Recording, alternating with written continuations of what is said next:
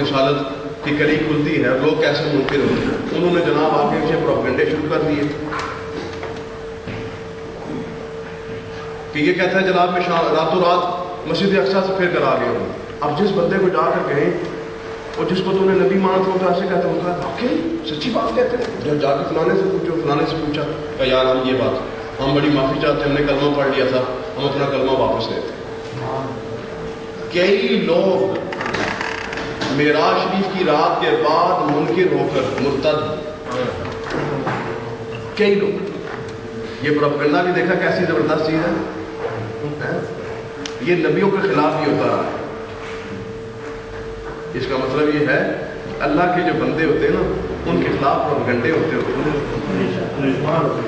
کیونکہ ان کی عظمت سے لوگ جیلس ہوتے ہیں.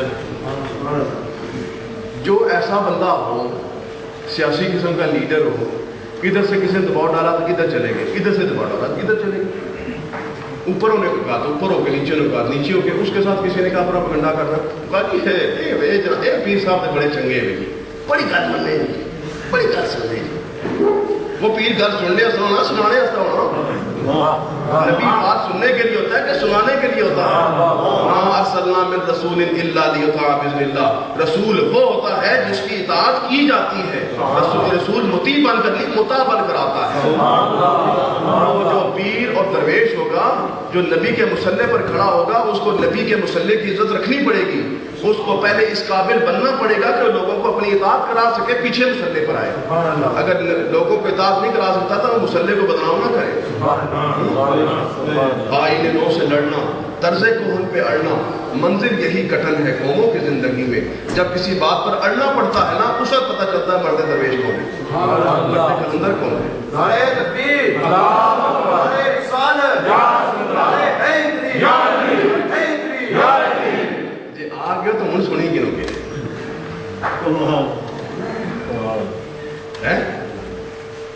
کہ جو درویش ہوگا نا، اس کے خلاف پروپیگنڈے ہوں گے، لیکن وہ پروپیگنڈوں کی وجہ سے اپنی پالیسی تبدیل نہیں کرتا، اس لیے کہ اس کی پالیسی کسی پروپیگنڈے کا نتیجہ نہیں ہوتی، بلکہ اس کی پالیسی اللہ اور اس کے رسول کی خوشی کے لیے ہوتی ہے. اور جو اللہ اور اس کے رسول کی رضا کے لیے کوئی کام کرتا ہے نا، پھر اگر اس سے وہ پل بیک کرتا ہے، اسٹیپ بیک کرتا ہے، تو اس کا مطلب ہے وہ اللہ اور اس کے رسول کی ناراضگی میں خوش ہے. سمجھ آتی ہے نا یہ بات؟ اس لیے آپ کو جو یہ بندے کہے نا، وہ بڑے چنگے، وہ پیر صاحب بڑے چنگے، بڑی گل سننے جی، بڑی گل سننے. اچھا ایسا ہی پتہ لے گیا وہ کی ہے جی پیر. اللہ کا درویش وہ ہوگا جو قدم اس وقت اٹھائے گا کہ جس میں اللہ اس کے رسول کی مرضی سمجھے گا. اگر اس میں اللہ اس کے رسول کی مرضی نہیں سمجھے گا تو اس کو اٹھائے گا ہی نہیں. لیکن اگر ایک دفعہ اٹھا لیا اللہ اور اس کے رسول کی منشا کے مطابق، مرضی کے مطابق، تو پھر پیچھے نہیں ہٹے. پھر جان چلی جائے. امام حسین علیہ السلام کربلا میں اکیلے رہے. لوگوں نے بڑی باتیں کی، بڑی تعبیریں سکھائیں، علماء آئے، بڑے بڑے فضلاء آئے، انہوں نے آ کے بتانا چاہتے حسین ایسے ہو جائے گا، کوفے کے لوگ ایسے ہیں ایسے ہیں. پر حسین نے کہ جواب دیا، یار میں تو اپنی مرضی سے کر رہا ہوں. میں تو اپنی اماں کی گود میں تھا تو میرے مصطفیٰ نے کہا تھا کہ یہ کربلا کے میدان میں شہید ہو گئے، جانے دو، میں نے جانا ہے. اب امام حسین علیہ السلام کی اس پالیسی کو اس وقت کے تو دانشور چیلنج کر رہے تھے اور مفکرین چیلنج کر رہے تھے کہ حسین یہ کیسی بیوقوفی کی بات کر رہا ہے کہ ایک طرف 25,000 کا لشکر اور یہ چند لوگ کدھر لے کے چل رہا ہے. لیکن آج دنیا مانتی ہے کہ حسین جو کچھ تو نے کیا ہے اصل بات ہی وہ صحیح بات ہی وہ تھی، یعنی ڈٹ گئے. یہ اصل بندے کی نشانی ہے. اب پروپیگنڈا ہوا نبی پاک علیہ السلام کے خلاف معراج کی رات سے واپسی پر. اتنا بڑا جھوٹ، معاذ اللہ، یہ تو جھوٹ بولتا ہے. اب بہت سارے لوگ جو مسلمان ہو چکے تھے، کلمہ پڑھ چکے تھے، وہ مرتد ہو گئے. آپ کو ایک بات یاد رکھنی چاہیے اس موقع پر. رافضی لوگ اور بدعقیدہ لوگ ایک جملہ کہنے کی کوشش کریں گے کہ بہت سارے صحابی مرتد ہوئے تھے، ان مسلمانوں کو صحابہ کہنا چاہیں گے. تو آپ یاد رکھیں، ہم کہتے ہیں کہ کسی چیز کی جو ڈیفینیشن ہے جب تک کسی پر صادق نہ آئے نا، مثلا آپ ٹیبل کہتے ہیں، ٹیبل کے لیے یہ حلیہ ہونا چاہیے، کم از کم اس کی ایسی 2 لاتیں، ایک لات ایسی ہونی چاہیے کہ وہ کھڑی ہو سکے. اگر لاتیں اس کی نکال دو تو دسترخوان کہہ سکو گے، ٹیبل نہیں کہہ سکو گے. لاتیں کھڑی کر دو اوپر، یہ اس کا جو حصہ ہے یہ نکال دو.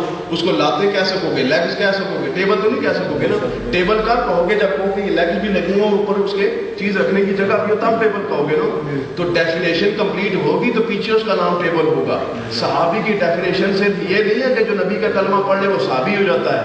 صحابی کی ڈیفینیشن یہ ہے کہ جو نبی کو ایمان کی نگاہ سے دیکھے اور ایمان پر اس کی موت آئے.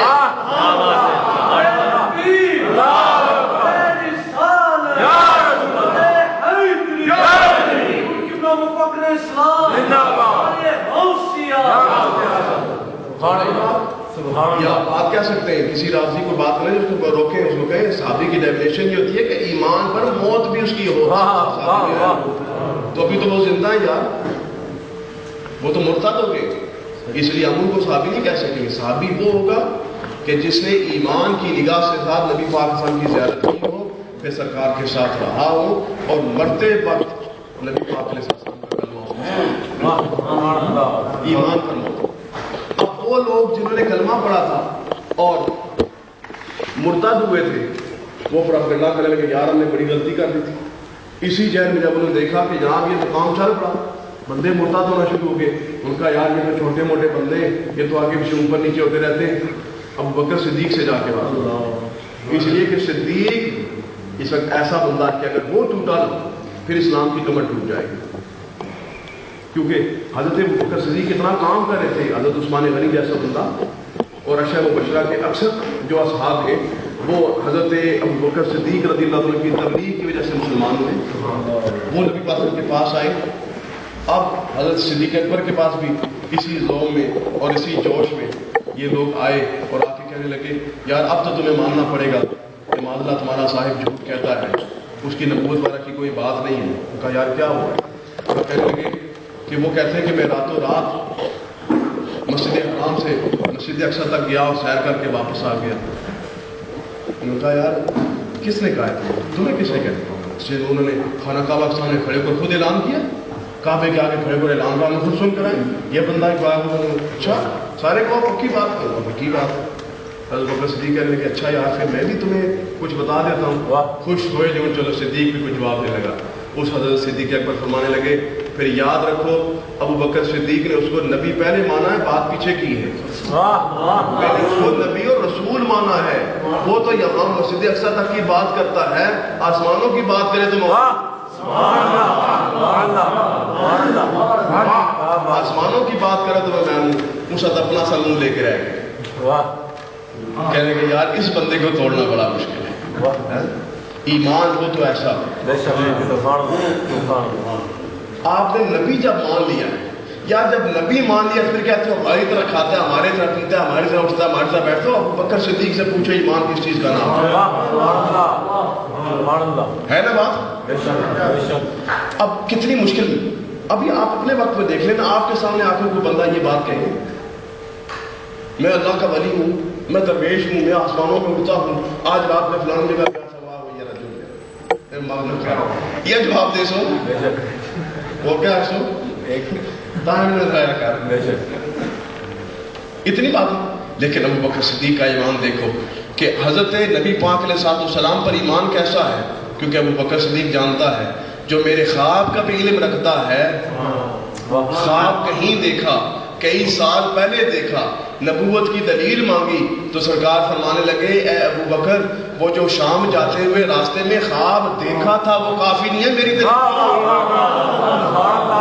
آپ خواب دیکھ رہے ہو تو مجھے نظر آتا ہے آپ سو رہے, خواب آپ دیکھ رہے, خواب کی دنیا ہی ہو رہا ہے, مجھے کیا پتا آپ خواب میں کیا دیکھ رہے.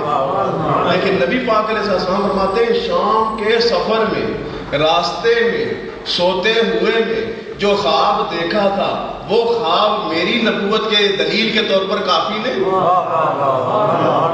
خوابوں میں جھانک کر جو دیکھ سکتا ہے, خوابوں میں جھانک کر جو دیکھ سکتا ہے, اس کے بارے میں حضرت بکر صدیق کہتے ہیں کہ یار اس کے بارے میں کیسے یہ کہوں کہ یہ جھوٹ بول سکتا ہے.